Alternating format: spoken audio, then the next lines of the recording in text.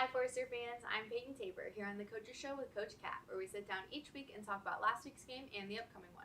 This week we're going to recap last week's victory against Monmouth and preview the upcoming game against Beloit. Stay tuned! Hey Coach, congrats on the big win last weekend. That's so exciting. Thanks. It was a really fun one. It was really enjoyable. The crowd was awesome. The players really played above par, and so we're pretty excited. Coach, we haven't talked a lot about your special teams this year, but your third base came up with huge back-to-back plays in the third quarter to sort of begin to open the game up for you guys. First, you had the blocked punt for a safety. What did you guys see in their punt protection that you thought you could exploit? Yeah, so literally on Monday in our team meeting, we thought we could get a blocked punt. We thought there was definitely a chance for that. And all week long, they had like two different looks that we thought we would get from them in the punt team. We guessed wrong the first time. But then the next two times, we actually almost had two other blocks on their punt team, and then it just kind of came together on that one for the safety in the third quarter. It was pretty impactful. Doug Antonucci, he's got 4 blocked punts on the year, so he obviously has a knack for it, and that's really one of the things you're looking for as a coach is can you put the guy who has that skill set in the right place to do that skill, and he did just that. Coach, after that happened, you take the kick return for the 74-yard touchdown to put you guys up by 10 points. How crucial was this moment in the game? I couldn't put enough stress on how important it was. That 30 seconds or 40 seconds, whatever it was, and the way that it changed the entire part of the game, you could see both sidelines react to it as you would expect them to.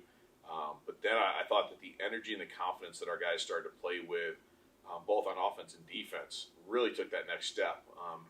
I think the other part about it is, you look in that third quarter, the time of possession difference that we had was huge. We were down 7 minutes or 6 minutes time possession at halftime. And then when the game was over, we had 10-minute advantage. So we had the ball almost for an extra quarter in the third and fourth periods.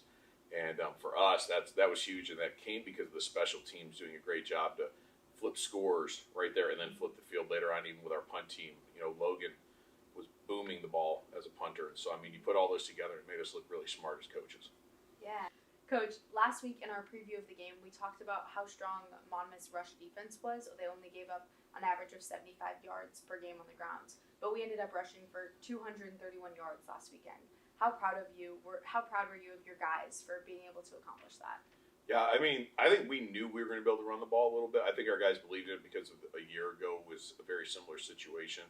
I can't say enough about how our tight ends and offensive line played together and opening up holes. And to be honest with you, Damon's vision on the day and Armani's vision on the day were at a really high level. And we actually had some things in the run game that we saved, that we thought we were going to need and use, and we really ran inside zone most of the game, and we just had some formational advantages. And so we did that, and then at the very end of the game, we had a little wrinkle that we'd saved that got Trey his 50-yard touchdown run. And so,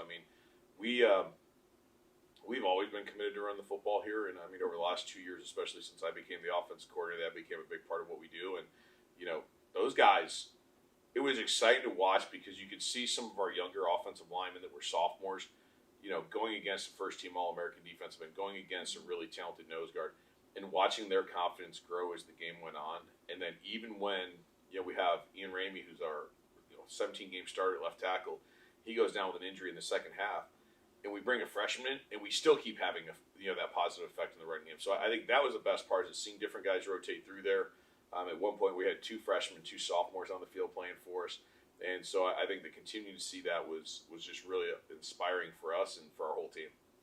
Coach, to transition now into this weekend's game against Beloit, their record isn't the most impressive, but coming off the big conference win last weekend, how do you sort of ensure that this isn't a trap game for you guys? Yeah, it's what we've talked about with our team.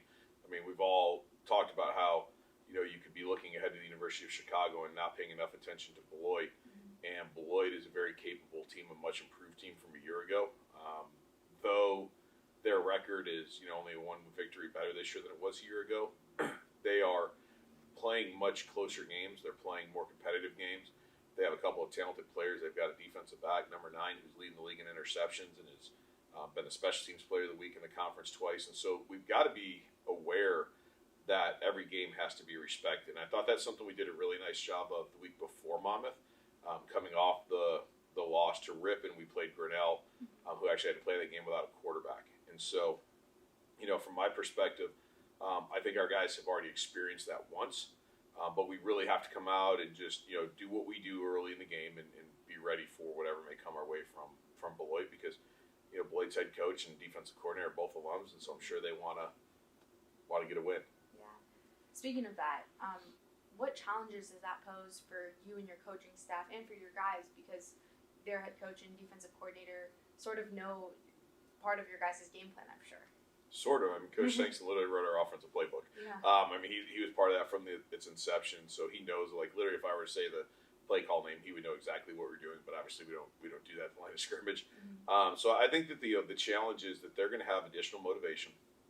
They were extremely fired up to play us last year, and in the early part of the game, that they were at a higher energy level than we were, and that was one of the things that we had to kind of snap out of quickly. I am sure that because of what the result was last year, score-wise, I'm sure that they've talked about that because it did get out of hand, and we scored more than even we wanted to in that game. And so I think that, there will be some motivation, that desire for revenge or to show how much they've improved from year to year. I think that they will be a very stout, tough opponent. So. Coach, last thing I have for you today. You're going into the last 2 games of your season, and I'm kind of wondering, are there any areas where you would like to see your team improve over these next couple of games? Because at the end of the day, it's all about just getting better one day at a time. Yeah, I mean, I'd like to see us be more consistent for the full 60 minutes of the game. I think we've had really dominant periods and really dominant moments in sections of games, but not the whole 60 minutes.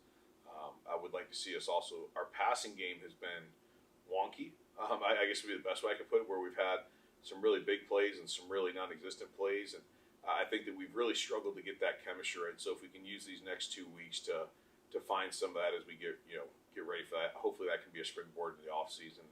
Hopefully if we do everything we're supposed to do over the next couple of weeks and get a little bit of help, we'll be playing in a bowl game or in the playoffs or something else. So we hope that happens too. Yeah, absolutely. Well, that's all I had for you today, Coach. Thanks so much for talking with me, and I look forward to chatting with you next week after another Forcer victory. Awesome. Thanks. Good luck at the conference tournament this week. Thank you. Go Forcers!